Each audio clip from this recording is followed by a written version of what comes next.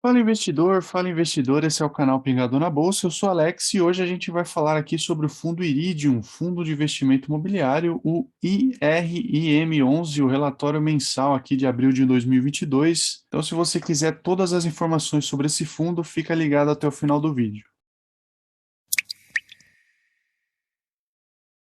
E bom, antes de mais nada, eu vou pedir, se inscreve aí no canal, é de graça, você vai ajudar bastante a gente aqui, não vai perder nenhum dos vídeos que a gente faz, também dá o like aí para ajudar na divulgação do canal. E vamos aqui sobre o fundo, comentário mensal, a distribuição de rendimentos referente ao mês de abril foi de R$ 1,51 por cota, que é um valor equivalente a uma remuneração bruta aqui de imposto de renda de 213% do CDI. Então é bastante rendimento esse fundo, tá? Tem uns certos problemas aqui esse fundo, a gente já vai ver daqui a pouco, mas com relação ao rendimento ele está batendo bastante aí o CDI, e olha que o CDI está aumentando bem, tá?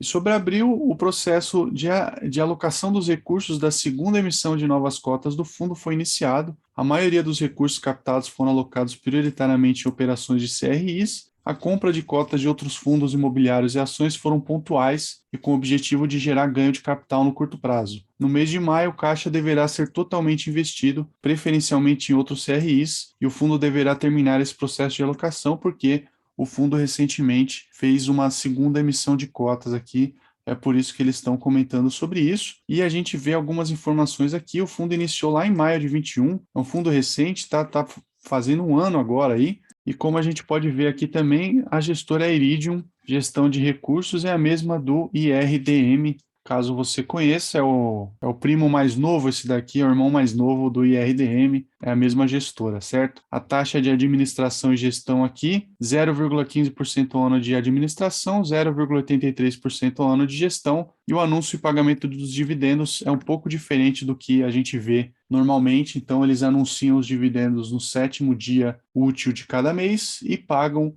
uma semaninha ali depois, no 12º dia útil de cada mês. E como é que foram os rendimentos mensais aqui? Então, em abril de 22, a gente vê um rendimento por cota de R$ 1,51. Isso dá um dividend yield de R$ 1,52, com base no valor da cota de fechamento. A rentabilidade gross up de 1,78%, isso aqui considerando o imposto de renda de 15%, e com relação ao CDI, 213% de rentabilidade gross up. O valor da cota patrimonial está em R$ 99,62, saiu de R$ 102 lá em junho de 21 para R$ 99, teve uma certa baixa aqui, mas a rentabilidade tem se mantido estável aqui, apenas aqui em março de 22, que não foi acima dos 200% do CDI. Aqui o desempenho no mercado secundário, aqui a gente tem um problema, dois na verdade, porque o fundo saiu de R$ 124 para 110, ou seja, ele teve uma queda bem acentuada aqui desde setembro de 21, e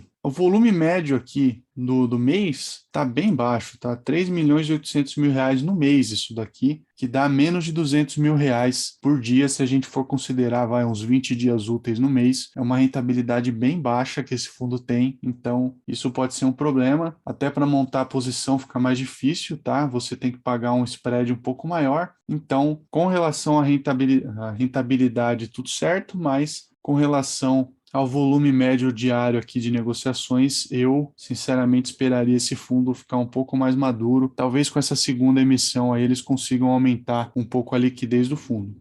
E aqui a carteira do fundo, então o fundo tem de caixa a maior posição aqui, 13,84% do seu patrimônio está no tesouro aqui, tá?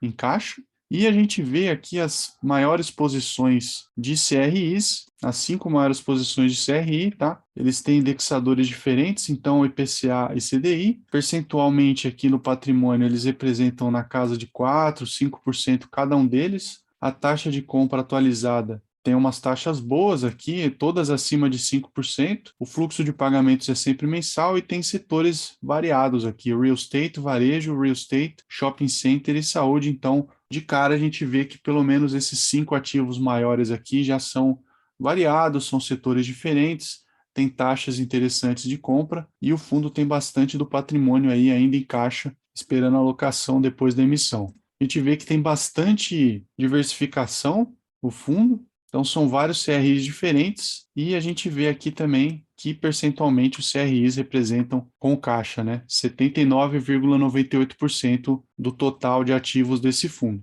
Com relação à carteira do fundo aqui também, eles investem em duas ações diferentes, tá? LAVV3 e PLPL3, então LAV e Plano.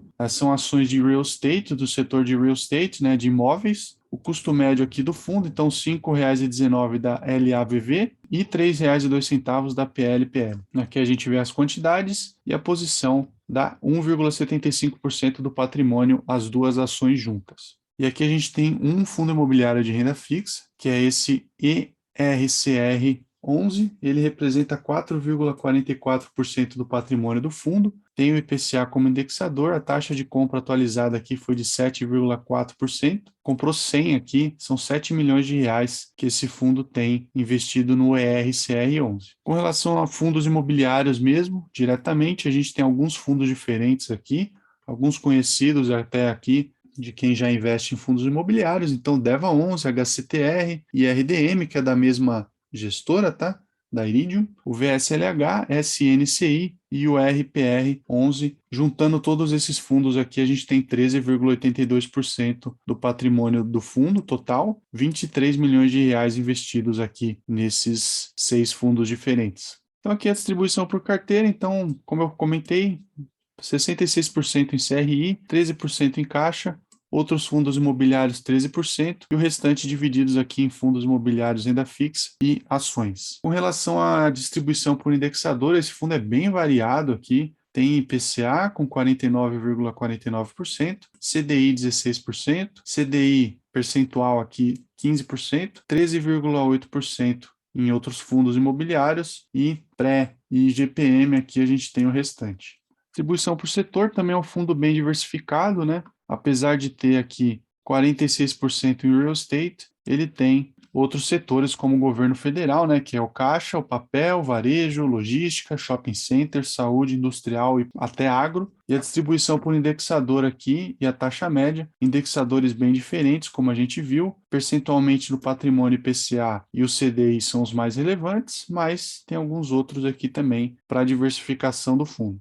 Aqui as movimentações do mês, então eles continuam com foco na alocação dos recursos da segunda emissão, esperando um aumento do volume de negociações. Esse é o problema principal desse fundo, ao meu ver, e a equipe está buscando aqui novas operações para a composição da carteira, então é provável que existam novas ofertas. Então aqui o resumo das principais operações feitas ao longo do mês. O fundo comprou alguns CRIs aqui, com algumas taxas interessantes, então entre 5% e quase 8% aqui, 3 deles via CDI e um via IPCA. E com relação aqui a fundos imobiliários, ele vendeu algumas posições que eles tinham aqui em SNCI, tá? 2 milhões de reais mais ou menos de posição, e compraram plano e plano, um volume financeiro relativamente baixo aqui de 624 mil reais. Aqui é a demonstração do resultado mensal, então de receita de ativos aqui, caixa, né, 2 milhões de reais, 1.500.000 reais de CRIs, aí tem juros, correção, negociação, outros fundos imobiliários em 461 mil reais, aqui de caixa 127 mil reais, 58 mil reais de despesas, tá? Aqui um ajuste de 140 mil reais e descendo um pouquinho aqui, a gente vê aqui o resultado caixa de 1.963.000 reais, uma distribuição igual, tá? De R$ 1,51 por cota, são 1.300.000 cotas que esse fundo tem. Então, o resultado foi interessante aqui, R$ 1,51 por uma cota que custa, em média, uns R$ 100. É um belo dividend yield que a gente tem desse fundo imobiliário. Lembrando, não é uma recomendação de compra ou de venda desse ativo.